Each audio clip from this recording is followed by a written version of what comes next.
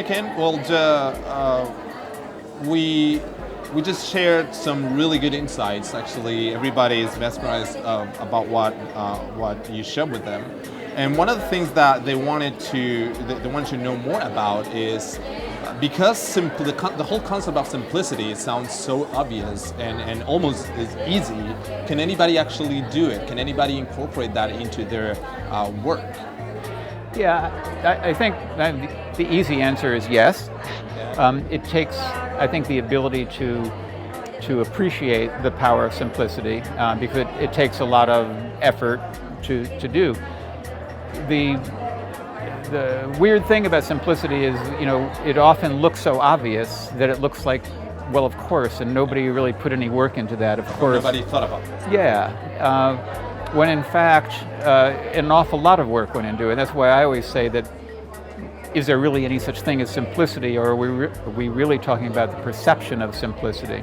So it is this power that anyone could have. That's the beauty of it. It's free. Apple doesn't own it, And if you get good at looking at things through this lens of simplicity and making sure you're not trying to do too many things at once, or sometimes the most effective, powerful idea is the obvious one, but you don't want obvious that's been done 100 times before. But a lot of the times, that simple solution hasn't been done before, and it's so easy to appreciate and remember for people. It's the power of simplicity.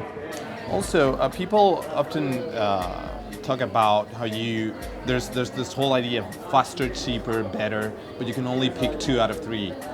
Is simplicity the key to all 3?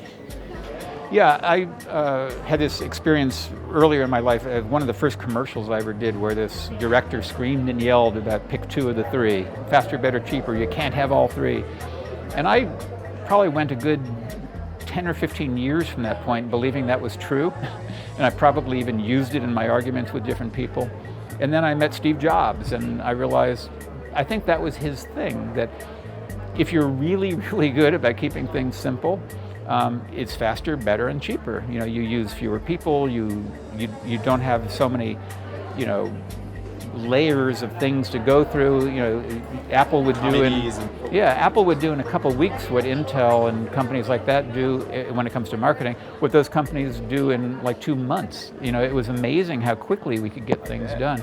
That Think Different campaign, from start to being on air, was like 6 weeks. That's unheard of. And in 6 weeks we probably wouldn't even have had a concept in the Intel days. So. But of course, it takes a vision. A lot of the concepts that you share are always. It's like there's the common idea that Steve was there to identify those and let you do the work. So at some point, it also takes a good client to come up with good work, right? Very much so. And we had, I think there was an ad that Chiat Day even did. The agency for Apple where I worked, that clients. Actually, their headline, I just remembered it, they had all these beautiful ads on a page, and their headline was, "The client made us do it." The client made us do it. That's right. I remember that. Yeah, and it's true. They say that clients get exactly the advertising they deserve. So when you see bad ads in the world, it's probably because they made things very difficult for the agency, because most agencies have a pure creative vision, and then the question is, how effectively can they go from concept to in print or on air? So Steve Jobs was just very special in that way. Of all the clients I've ever worked with, he had a very high level of taste and a commitment to doing great work. It's very, very rare. Usually, and by the way, another important thing is the participation of the ultimate decision maker.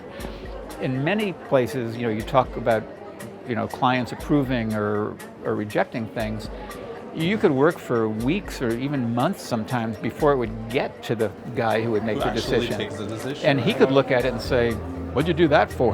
Yeah, exactly. Whereas if you have the decision maker there at the beginning, just to say, "This is what I'm thinking. This is how I feel.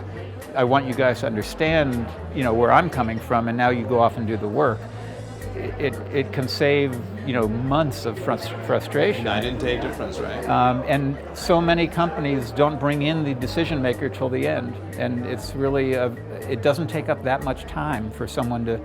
They'll always say they're too busy, but come in and spend a half hour one day before all these people do all this work.